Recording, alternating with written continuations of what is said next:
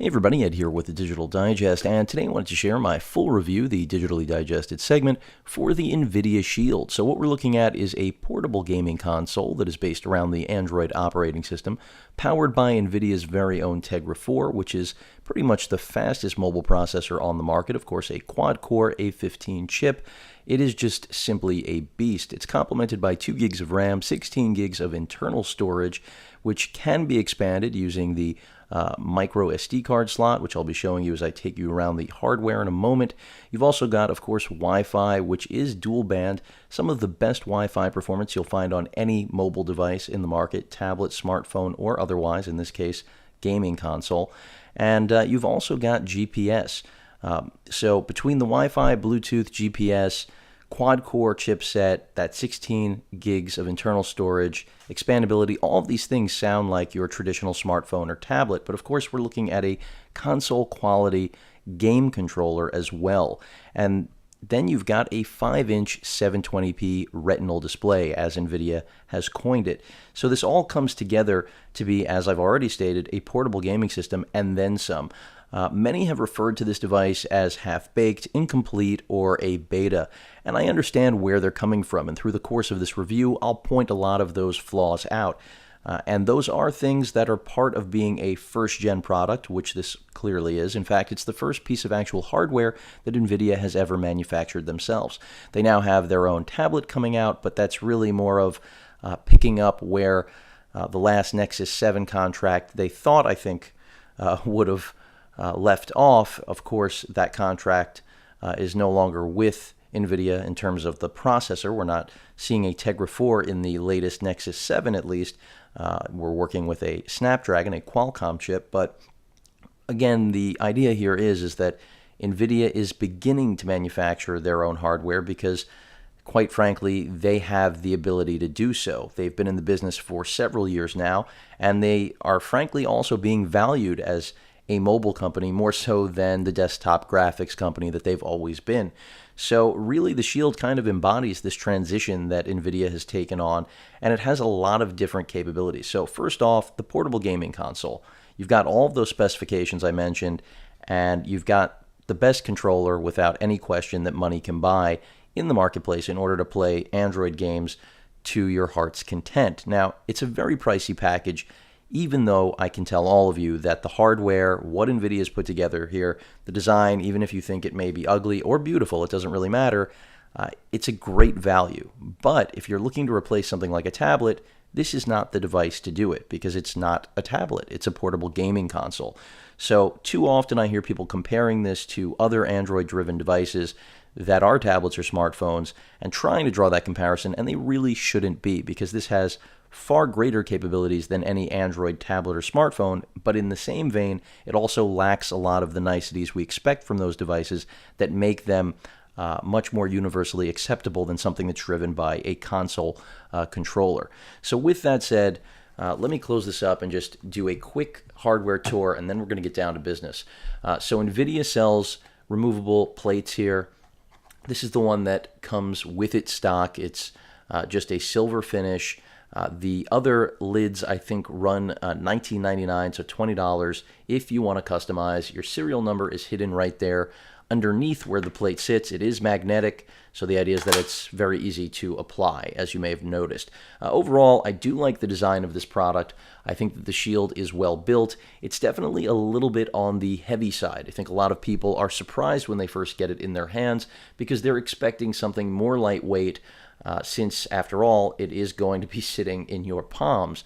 But in my opinion, the weight is really, obviously, a factor that is a result of what's inside this. I mean, forget the fact that you've got that 5-inch display sitting on top of this clamshell device, but under the hood, you've got so much going on. I mean, I haven't even mentioned the ginormous battery that's crammed into this in order to make sure that you are never going to run out of juice, or at least you'll have incredible standby at the very least. I have not seen a device so far that has outlasted this when it comes to standby, so that says a lot. It also does take an incredibly long time to charge. This is not quite an overnighter, but it may as well be, considering that if you're really going to wait for this to charge, you'll be waiting all day, or at least half of the day.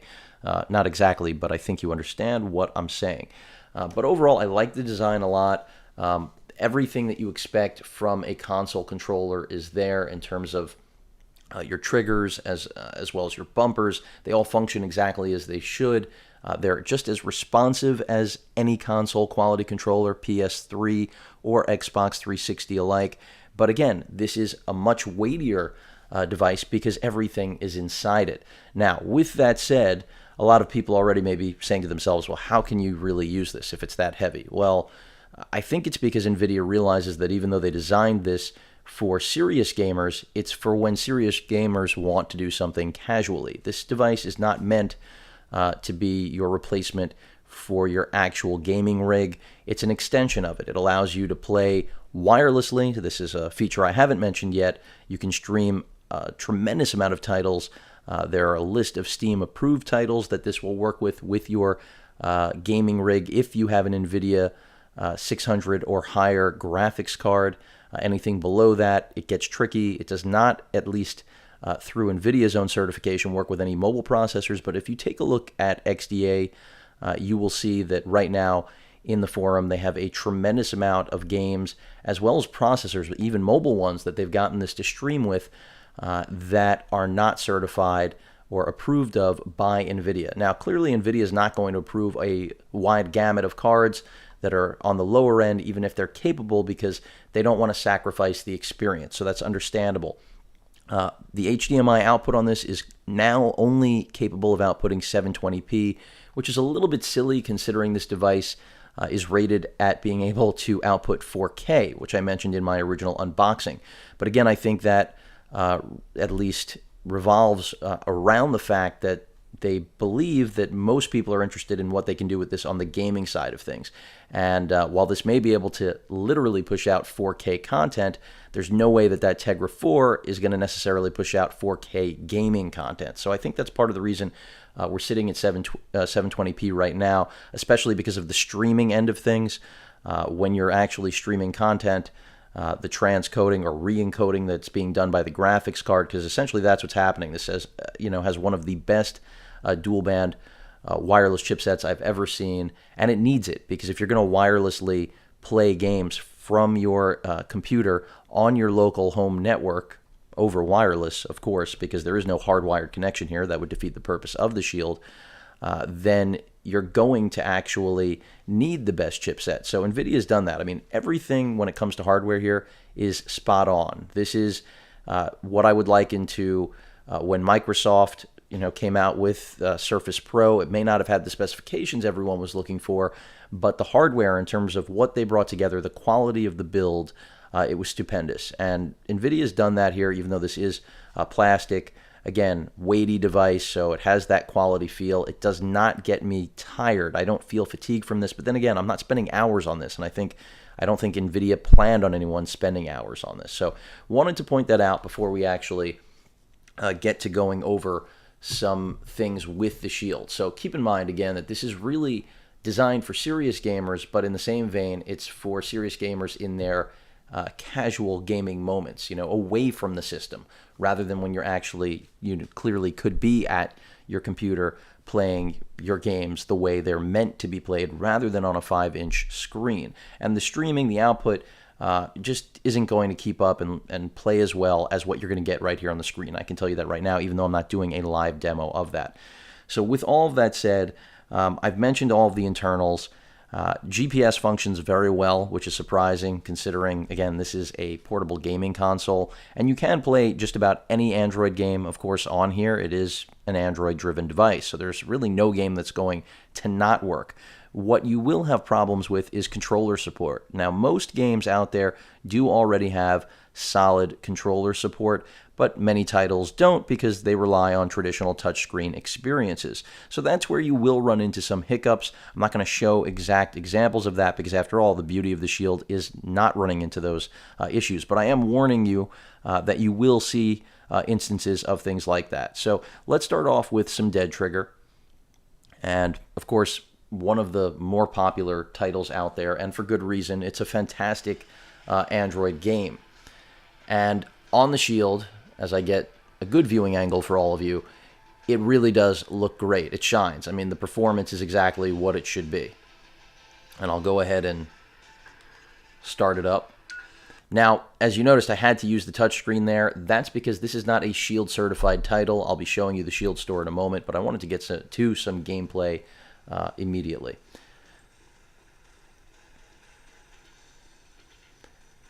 And I can tell you right now that, again, fatigue is not really an issue despite the weight, because you can also really move this screen any way you need in order to properly get the comfort that you require. Little reloading.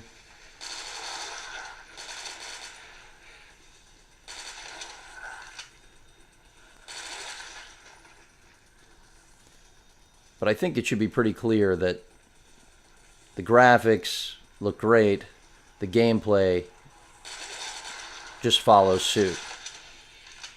And there's no question that this makes playing any first-person shooter on an Android smartphone or tablet look like a joke. Granted, you can pick up other controllers and try to do what I'm doing here, but it's always going to be somewhat, halfway, really a tremendous compromise compared to what I'm doing right here. And that's why the Shield has a great appeal. Now, the Android market is relatively slim when it comes to great games like this. In fact, in my opinion, all mobile platforms are relatively thin when it comes to games like Dead Trigger that I'm playing right now.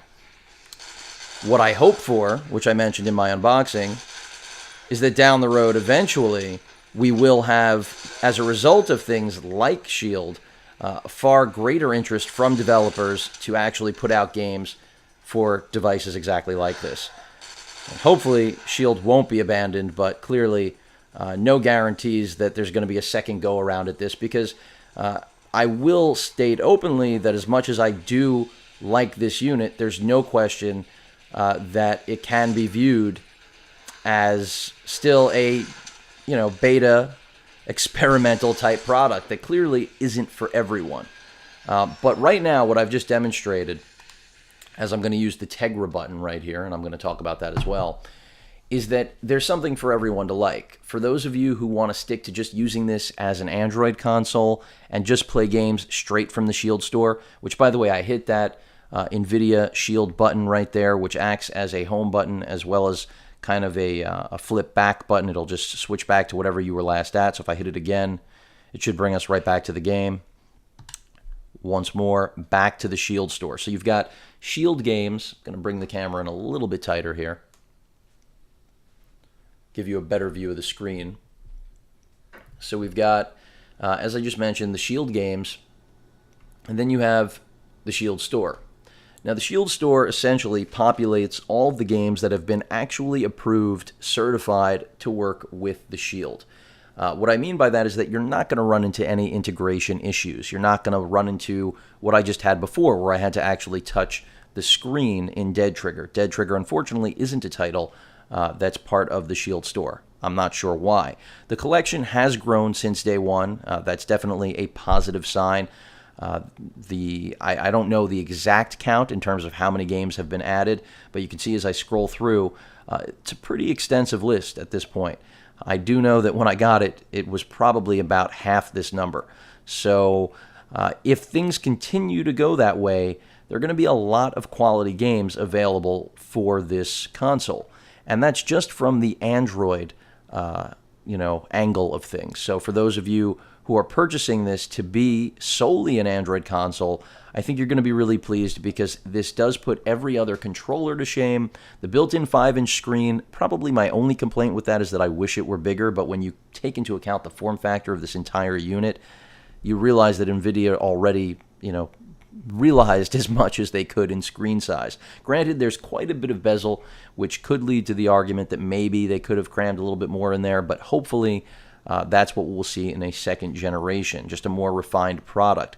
The speakers are amazing. This device has some of the best audio that I've heard from any portable, or I should say mobile device on the market, tablet, smartphone. It outdoes many laptops, and I'm not kidding. And it's got those front-firing speakers right here, stereo speakers. They're great. No integrated cameras on here. Another clear sign this is not a tablet competitor or smartphone competitor. This is, again, aimed solely at being a gaming device. Does it do everything else that a smartphone and tablet will do or would like to do? Absolutely. That Tegra 4 just eats everything for breakfast. I'm going to show you web browsing in a moment that's just so smooth that it's phenomenal. But that relates also to the fact that the Tegra 4 is only dealing with a 720p resolution. Not that it would have an issue with 1080p, but I think that does enhance the way things look here on the 5-inch retinal display. But again, the Shield store has a pretty good variety of games, from arcade fun to first-person shooters to sports games. I mean, Sega's rebranded titles, ported titles are pretty solid, specifically Tennis as well as Crazy Taxi, an old favorite. I mean, this is really a nostalgia device. I hate to say it. When it comes to the Android end of things and emulation, that's going to be something you're either going to be old enough to appreciate that or not. But I'm not discriminating against younger people that didn't necessarily grow up with a lot of these games, or even older games like the Nintendo ports, Super Nintendo ports that you can do, among many others. I mean, you can literally open up libraries, of thousands upon thousands of games and throw them on here on a micro SD card and just play, again, to your heart's content. And that has nothing to do with the Shield store. Controller integration, should be workable in most instances. I can't guarantee performance on everything, but for the most part, it will work. Games that are optimized for Tegra 4 performance are things like Riptide GP 2. You're going to get the best graphics possible. $3. You do not use this actually as a storefront, literally. It's more of just a portal, again, a storefront to the actual Shield compatibility is what I would call it. So once you find a game you'd like, you just hit A. It then takes you to the Play Store, and of course you can then purchase the game, watch a video, read some reviews, see if other Shield owners are pleased with it, etc. It works really well in terms of at least just letting you know where you're going to get completely seamless performance. So let me give you an example of some seamless performance. Inexpensive games like Asphalt 8 really do shine on here. I'm not a huge fan of it. I'd like to see some other racing games that I'm not going to mention right now. It's a difficult game to play, but for 99 cents to then have this controller, it's tough to argue against. The most recent edition is right here. The Alien versus Predator. This has just been added. I haven't tried it yet, but I expect good things based on what I've read in terms of comments. Crazy Taxi, again, just a classic, personal favorite of mine. Yes, it's been available on iOS for a long time, but not here, not at Android or on the platform, and also not equipped to deal with a controller of this quality. And again, that's where this differentiates itself from iOS. Apple users can brag all day about their library of games, but again, if you're a real gamer, you probably don't play those sort of games. So anyone who's enamored with the iOS library of games, in my opinion, isn't really a gamer, at least not by the view or the estimation that Nvidia, the premise that they're working under. So hopefully that didn't offend anyone too much. That wasn't my intention, but I'm just trying to clarify the vision here, at least, from what I can see.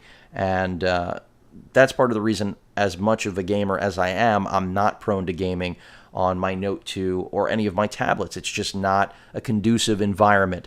When you've got a controller like this and a screen that complements it well, and phenomenal battery life, and just everything works the way it should, then it's great. And the Shield pulls that off about 90% of the time. That's what I would put it at. Again, all of these titles work well, and some of them, in terms of their graphics, are the hallmark of Android right now in terms of what the system can do.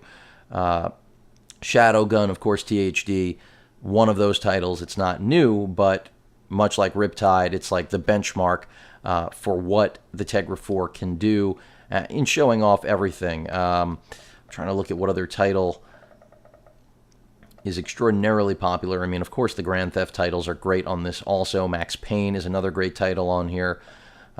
Again, nostalgia, if you've never played these games, you have a great opportunity to experience them here. I'd much rather play them on this than anything else out there, or trying to integrate a controller, and that's why this is a legitimate console in its own right. The graphics are definitely up to snuff with Xbox and borderline with 360. And I can't say PS3 because PS3 does nudge Xbox, slightly better hardware. But a game like Arma Tactics, I mean, the quality that you get out of this is immense. And I'll just play the trailer, and you'll also get a good example of how great the Wi-Fi connectivity is. I am nowhere near my router. Same position as always for all of my reviews. Volume control, hard button, but you can also then use the bumpers or on screen. This is all the way up. I'll bring it closer to the microphone. Very loud.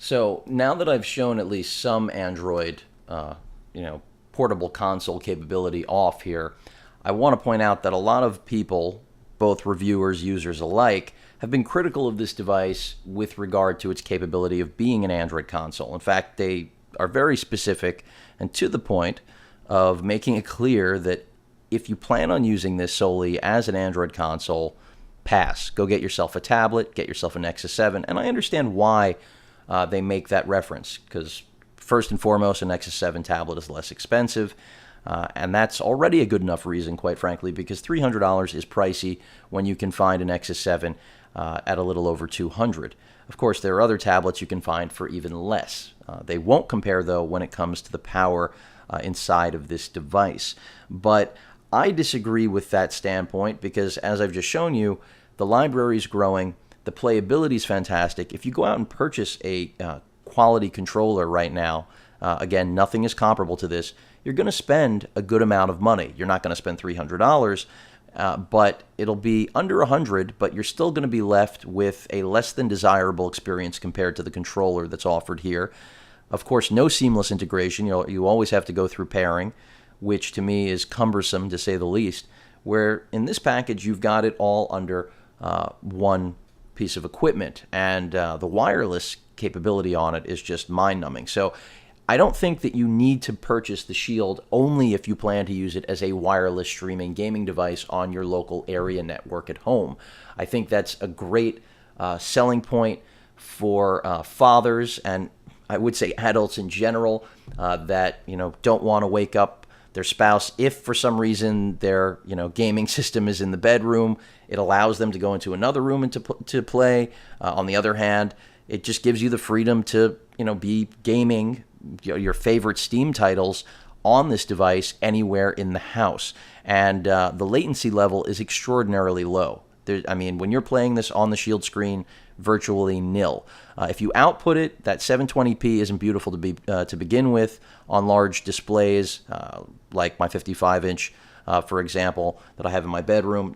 Doesn't look so great. Plus, there is definitely a clear level of latency there because, again, the way the Shield works is that the graphics card that is driving that streaming, it's not driving the streaming, the Wi-Fi is, but the graphics card is re-encoding the entire output that it's actually pushing from the game on your PC itself and sending it to the Shield. So you're actually looking at a video stream. And the quality of that video stream, of course, is determined by your home network as well as the Shield's capability with regard to its dual-band Wi-Fi chipset.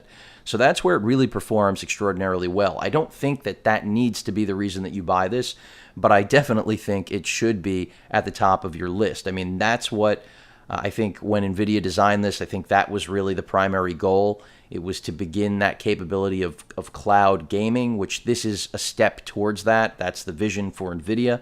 I'm not going to really get into that. But the Android console end of things is really just a no-brainer that we now see before us. And I'm glad, because no one has done anything right when it comes to this sort of concept. And Nvidia, if anyone was going to do it right, it was going to be them.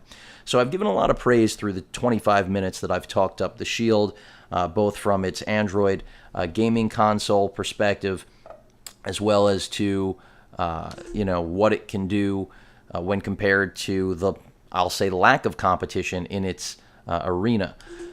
The seamless games are really important, because clearly when you play a game that's not going to be a seamless experience, you're going to be disappointed. And that's something no one wants to go through. You don't want to buy a $300 machine like this to then play a game that's not going to be optimized, that's not going to work the way it should. I'm now loading up Shadowgun. This is not THD. This isn't the certified one. So again, we're going to run into that same problem of some areas of not having perfect integration. I want to see if I can show you some multiplayer gameplay here. Just get us right out into a death match. As I mentioned before, nowhere near my access point in my router. And this thing just connects so quickly. Everything it does. I mean, once we get to the browsing, you're going to see that as well. Flawless. All right, so let's get into the game. Bear with me a second here.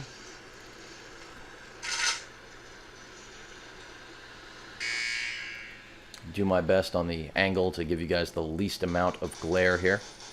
Looks like that's pretty good. And now this is multiplayer. Of course, you need an internet connection, but if I'm out and I want to tether over my smartphone, I can do that, and I can play a game like this, and it's a lot better than being on a tablet or smartphone. Of course, my ability to play it in the course of a review while making sure that things are still in focus and the glare isn't blinding you is another story entirely. But I can assure you, this is fun for just about everyone to play, and that's what's really cool about it.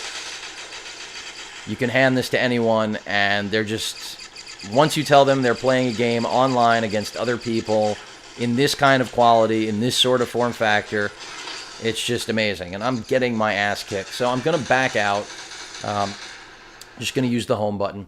But clearly, gaming is a strong suit of this, and it should be. It's a portable gaming console. Let's get onto the internet. I want to show you what that looks like, and that'll also bring me to one of the largest areas of criticism of this device. So I bring up the browser, and there is the stock Android keyboard, which, by the way, before I even do this, let me just jump into settings and just show you what version we're working with for those of you who are conspiracy theorists. This is 4.21. Nvidia has been pretty aggressive with updating this, so keep that in mind.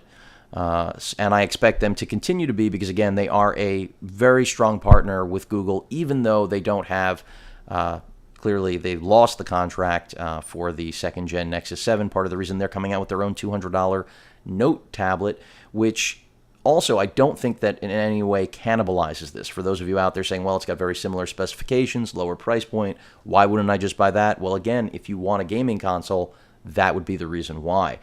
So clearly, Nvidia believes there's a marketplace for both. By the way, this is a multitasking beast. I have not hit the wall with this. It takes quite a bit to actually end up hitting the wall.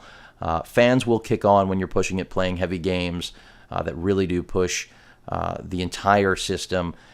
Does it get that hot? It has warmed up on me. I have found it occasionally warmed up out of nowhere, coming back from being sleeping. The system, not myself.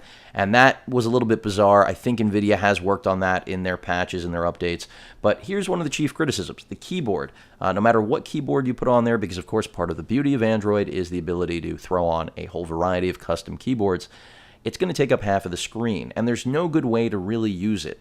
A lot of people complain that they're uncomfortable having to go like this and actually use their hands on the keyboard and actually type. I don't really find that that is an issue, personally. It's not heavy enough to really complain, and it still seems like it's somewhat contoured, as ridiculous as it may sound, to actually use it directly with your hands. After all, this is a multi-touch capacitive screen, and it does work really well. But there's no question that screen space, the real estate, being eaten up by the keyboard is terrible when you're trying to deal with inputting text where it's clearly cut off. That's not going to happen when you're doing a regular input for a website, but when you're getting into actually trying to use this as a tablet or smartphone replacement, you're going to run into that all the time. So that's a bit of an issue. You can actually turn the keyboard in some instances and change orientation, but that's really not a solution for this problem in any way. So the keyboard is really, in my opinion, not a big deal, but a lot of people do hate this. Keep in mind, you can use the controller to actually navigate. You may have noticed that there is a mouse hovering. The right thumbstick allows you to use that mouse, and if you actually just push the thumbstick in, you can actually type with it as well. So, or select, I should say, because it can be used to select anything, whether you're browsing the web. That's another nice thing about the left thumbstick that will allow you to actually scroll. And this is what I was telling you about before. I wanted all of you to know that this device, when it comes to actually browsing the web, even though it's a pity that we're looking at a 5-inch 720p display, even though the display is very nice, you are looking at probably the smoothest Android experience I've ever seen. Yeah, even smoother than the second-gen Nexus 7, smoother than anything you could pick up, and that's because this is a beast. And after all we are doing is browsing the web on a 720p 5-inch display. So it really does a very nice job. Of course, pinch to zoom is what it is. This is not really a test of anything, but everyone likes to see how responsive it actually is, and this thing is just a killer. I have no other way of describing it. Let me go to another website. It's definitely more natural, in my opinion, to just use the touch screen the way you always would, but you can use these again. You can use most of the gamepad to actually input text. And you can see it just loads up really quickly. I do like using the left stick, though, to navigate the page, because you really do get a finite control, a real slow scroll, or you can just jump to the top, basically. So really smooth, really nice, and again, the display is great. I know that's not going to really come through in this video necessarily, but it works really well. As far as the browser on here that's stock, it is not Chrome, it is the WebKit browser, something Nvidia chose to stick with, which I don't think is a bad thing, because of course you can always throw on Chrome, and yeah, Chrome is Chrome. The speakers, as I mentioned, are just crazy. I mean, incredible quality. I'm gonna do more demos hopefully in the future of this for all of you that do have interest in it. It's not a product that appeals to everyone, clearly, because it is a bit of a Frankenstein, quite frankly. It's somewhere in between a tablet, a smartphone, and a console. And really, it is a console, in my opinion, but so many people continue to say, well, why not just grab that Nexus 7? And it's because playing 8 out of 10 games that anyone would really want to play simply aren't going to feel as good on a Nexus 7. They're not going to play as well. They're not going to be as enjoyable as they will be here.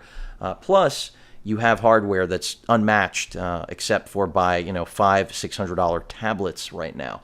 So NVIDIA's really done a lot of things right. The keyboard is one of those faux pas that they could have done without. When it comes to the streaming that I was mentioning, which is all done through NVIDIA's software that they've put together, developed for the Shield, it runs well. As I mentioned, it does a good job, and I'm going to put a link in my description to that XDA thread that directly keeps a running log of every game that works, whether it's supported, listed as supported or not, because I think that's another key factor in making a decision on Shield. If you're not interested in the Android console end of things and you're really just interested in that ability of taking your PC gaming anywhere in the house, which again, I know why it sounds absurd to a lot of you. You're thinking, what? This is so that gamers can play while they're on the toilet so that they don't have to take a bathroom break? No, it's again, really, in my opinion, for people that don't necessarily have access to that room or just want to be able to game casually with the same quality they'd get out of their PC, but without having to get in front of the computer, since most of us spend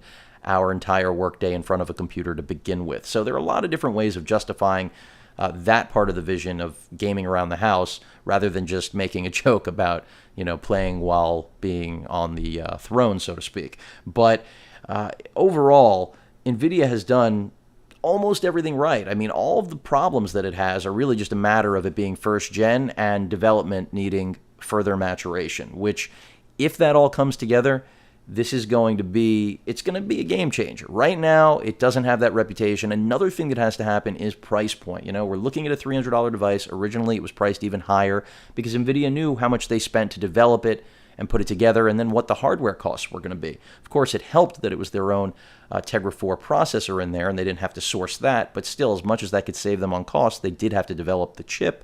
So, and they did lose that, second-gen Nexus 7 contract, so a lot riding on this. Also, I want to point out, this makes a phenomenal drone. If you have a Parrot AR drone, you want a controller for that beyond your traditional smartphone or tablet, which really, they work, but they're nothing like using this. Your range goes, I think it's 3 to 4 times beyond standard range because of the wireless capabilities, with this dual band chipset that I keep referencing. And then you also have your built-in screen to, of course, view live the cam from the AR drone. I mean, just a great device. And this is part of where I can see this continuing to develop and people coming out with all sorts of hacks to really utilize this in ways that right now we're not thinking about. I mean, think about Splash Top, THD and gaming, doing any kind of gaming you want on here, even though it's not necessarily certified by SHIELD. You could pretty much do anything you want when you think about that. Much like, as I mentioned before, the emulators on the Android side, or the PC side for that matter, streaming it. And the fact that some people out there, specifically over at XDA, have already got this working with mobile graphics cards, discrete options, that is also a big coup. Again, viability not as strong. That's why NVIDIA didn't certify that, doesn't allow it, didn't build it in, because they want the entire experience to be as good as possible. So overall, I really do like this device. Again, everything about it is pretty much on point.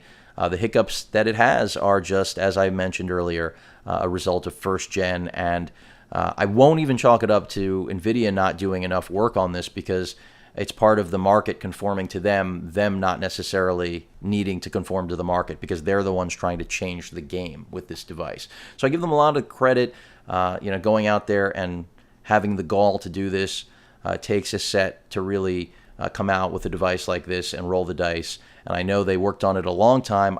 I'm personally more than satisfied with it on both ends. As an Android console, I think it's a game changer, and then what it can do in terms of wireless streaming, your Steam-based library of games is just, again, unmatched. Nothing like it out there. Now, whether or not you really need that personally is all a matter of personal preference and what you feel is worth $300 on any given day of the week if you've got it to burn. But again, this is not a tablet or smartphone replacement. You're not making calls on this, of course, because you're running Jelly Bean. You can do just about anything a smartphone or a tablet would do. So that's a benefit. I showed you web browsing. I mean, every app that's out there will work on here, and it will fly, no question. I'll open up another game, a little Real Boxing.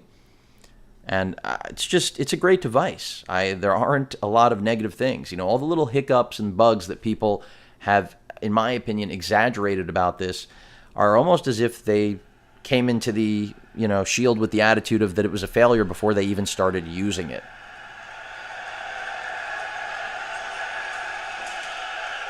Sounds really pumped up, but obviously because I'm not using a stereo mic here, it'll be limited what you guys will pick up.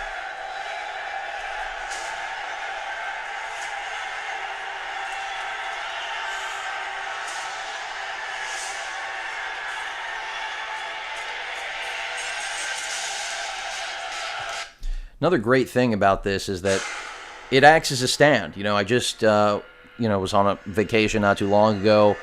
There was a break, you may have noticed, with the videos. And while I traveled with this, great travel companion. I mean, really just one of the best you could ever ask for, because it just, as I notch down the audio, it's something where when you're traveling and you're in a tight, confined space and you want to watch a movie with this, you just put it down, position the screen how you need it, and you're good to go. It is its own stand, just by way of construction here with the way Nvidia put this together. So not only is it a great controller, but it's its own stand as well.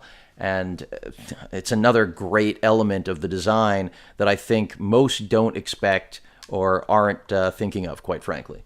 But let me bring the audio back up.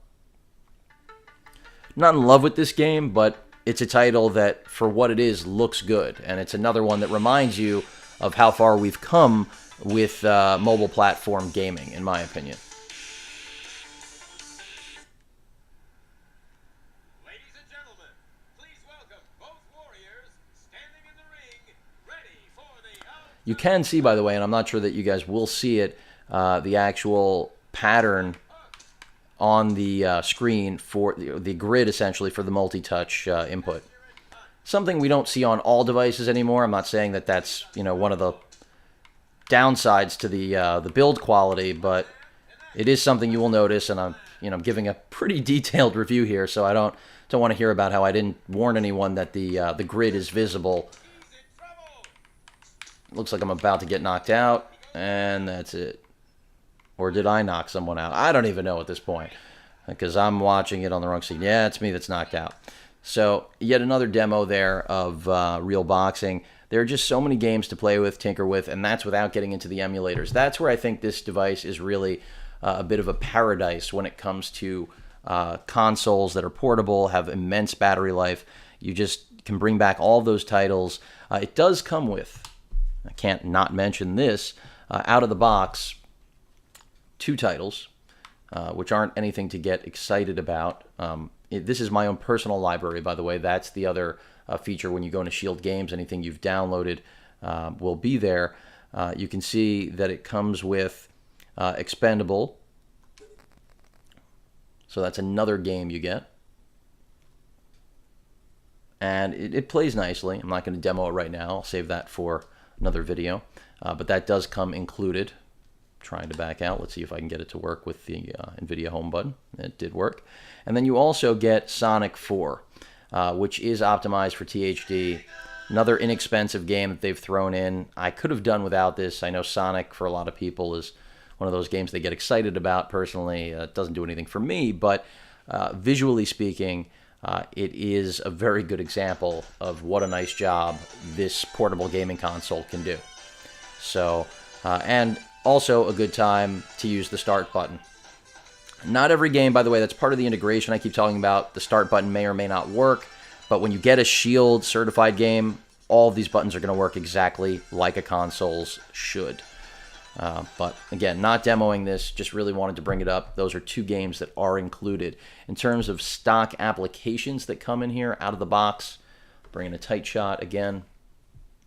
It's pretty much stock Android. They're not doing anything here to pollute the environment. They want the best performance they can afford, all of us that are looking to really game on this device. It's no bloatware. I mean, the only piece of arguable bloatware is the actual Shield store itself, and of course it's not bloatware because it's the Shield store. Without it, the Shield is just an Android device with a controller attached to it that makes no sense. But Chrome is there. You've got pretty much everything that comes stock on something like a Nexus device. So this is, in my opinion, really the Nexus of gaming consoles. Nvidia really redefining the industry. Hopefully you all enjoyed this video. I personally am a very big fan of what they've done here. All of the buttons are really nice. The controller is made extraordinarily well. I haven't experienced anything when it comes to QC or feeling like anything was flimsy. Again, battery life, just astounding, but in the same vein, it does take a long time to charge. I mean, when you've got a battery this big, it's going to. Weight, as I mentioned at the beginning of the video, it's a hefty little package, but you're not expected to be gaming on this for hours. So when people compare this to something like an Xbox controller, I'm a little bit baffled, because the whole reason the Xbox or PS controller is so light is because you're gaming for hours. That's the whole idea. Here, this is about gaming while you're, mobile, whether that's in the house or out. And I still want to reiterate that for those of you out there who are on the fence about whether or not this can be a legitimate just Android console, I really fully believe that it can. Is it there completely right now? No. Will it realize it over a period of time? I believe so. I think sales have been relatively good for this. I know it was sold out at launch and back ordered. Now it's not back ordered anymore, but I think as the price drops, this is going to become a favorite around the holiday season. I could be wrong, but I have a strong feeling that that's where this product is going to be really successful, and I think Nvidia knows that. In terms of what else will be developed for this, how it can actually be developed for on the Android level, that's all in the forums across different boards of your choice and choosing. But overall, I do think that this product is eventually going to gain quite a bit of success and favor, a lot more than it's at least riding on right now, because there has been a lot of negativity, as I've reiterated, about the fact that it really tries to do a lot of different things and fails at all of them. And I don't see the Shield as, having either of those problems. As I've mentioned over and over again, Android console, yes, it does it, and it does it legitimately. This is not a half-assed attempt. And then on top of that, if you do have the graphics capability in your home PC rig, you're going to be rewarded with an amazing streaming device that will allow you to play games that normally would take a giant box and monitor in the comfort of your couch or bed. So overall, love it. I've told you guys everything that there is to know about this. And the final thing I will point out is regarding those ports back there on the back end, which blend in oh so well because they're black and the high gloss finish, which is a fingerprint magnet. The micro HDMI, of course, that's not a standard HDMI. Again, only 720p, as I mentioned before. Micro SD card slot, I would stay away from 64 gig cards right now. You can store your games on an SD card, but when it comes to the actual file format system that right now this is recognizing, this being the Shield, it's not, at least in my experience, the 64 gig cards I have do not work. I'm sure that will change, though, much like the video output is also going to change. These are things that are secondary to Nvidia right now when it comes to maintaining the experience that they're trying to get out of it, or at least that's why I see those issues as not being resolved as of yet. That is your charging port right there. Again, micro USB, exactly what is standard for everything else on the market, and your headphone jack, which can also act as a line out to a stereo system, speaker system, in order to use this as a media consumption device. If you want to play back music or movies, this is just as good as any smartphone or tablet, really better in my opinion, because of that processor. It just flies. It eats everything up, and it does it so well. I have yet to see a device that benchmarks as high as the Shield. I'm sure we will see some as more powerful chips hit the market, specifically the Qualcomm Snapdragon 800, among whatever else comes down in the pipeline in the not-so-distant future. But for now, this is, in my opinion, one of the best mobile devices ever made, if anything that I've mentioned through the course of this almost 50-minute review actually appeals to you. So again, this is for serious gamers, for casual gaming purposes. This is not about, as I mentioned before, trying to fill in time while you go to the toilet so you don't miss part of your first-person shooter, part of Battlefield or Call of Duty. This will allow you to play those games, but it's really more about just having that convenience that never existed of being freed from the actual rig, which is really cool. It is a novelty, but the Android console, I think, is something that's going to continue to develop. That pretty much wraps things up. Hope you all enjoyed the video. If you have any questions or comments, please feel free to post them. And of course, as usual, please feel free to subscribe. Later.